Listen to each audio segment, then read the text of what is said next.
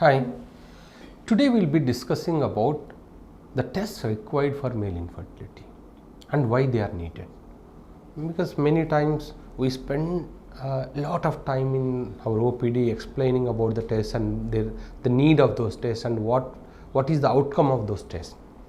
So now in generally whenever somebody walks into your OPD with low sperm count or some sperm abnormality, we will be doing couple of tests.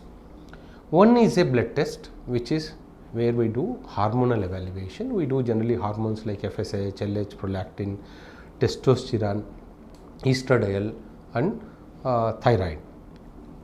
These are the tests, these are the basically hormones which control our sperm production in the body. Some of them are produced in the vein and some of them are produced in the testis. So now these hormones will tell us what exactly is happening with the production.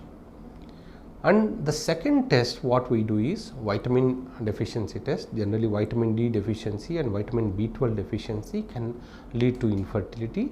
So generally we do these tests, vitamin D and B12.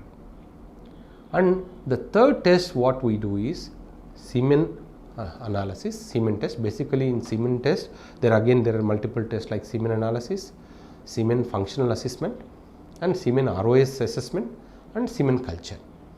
So regular semen analysis will tell us how many sperms are there, how many of them are active and how many of them are healthy. We won't be knowing about functional assessment of the sperm in semen analysis. Semen analysis is a basic test, but for semen analysis, for giving semen sample, you have to come to the clinic or diagnostic center with minimum of 48 hours abstinence or at least 3 days of abstinence.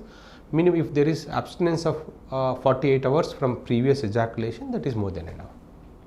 So then second important thing what we have to note down when you are giving semen analysis test is partial ejaculation will not help.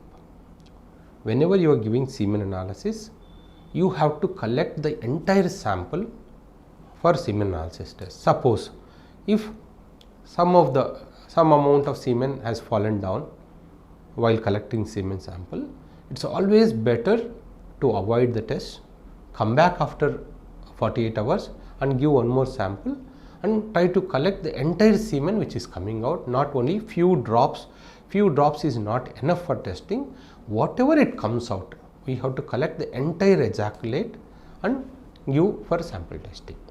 And while giving sample, you should not use any lubricant or local lubricating gel or shampoos or soap on the penis, so that this can actually cause impaired assessment.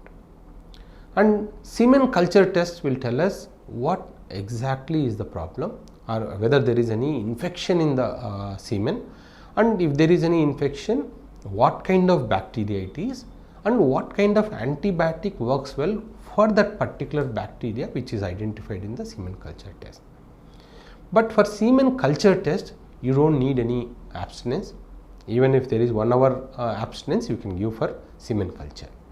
And with same sample, we can do semen analysis and semen culture. So now next test for male infertility is DNA fragmentation test. In DNA fragmentation test will tell us whether the sperm internal DNA is enough to fertilize or not.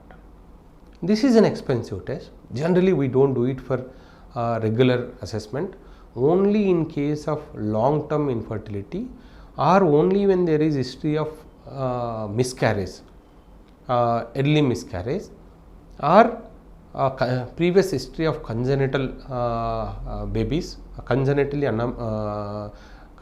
abnormal babies, then we do DNA fragmentation test, or when there is family history of infertility, then we do DNA fragmentation test. And the last test what we do is scrotal Doppler scan. Generally scrotal Doppler scan will tell us what is happening in the testis, whether the testicular health is okay or not, whether there is any infection in the testis or the sperm tube, or whether there is any varicocele in the testis or not. this scrotal Doppler will tell us. There is one more scan generally we try to avoid in the initial stages is transrectal ultrasound. Transrectal ultrasound should be done when there is persistent infection in spite of multiple antibiotics. If your infection is coming back again and again, then to know why this infection is coming back, we do transrectal ultrasound.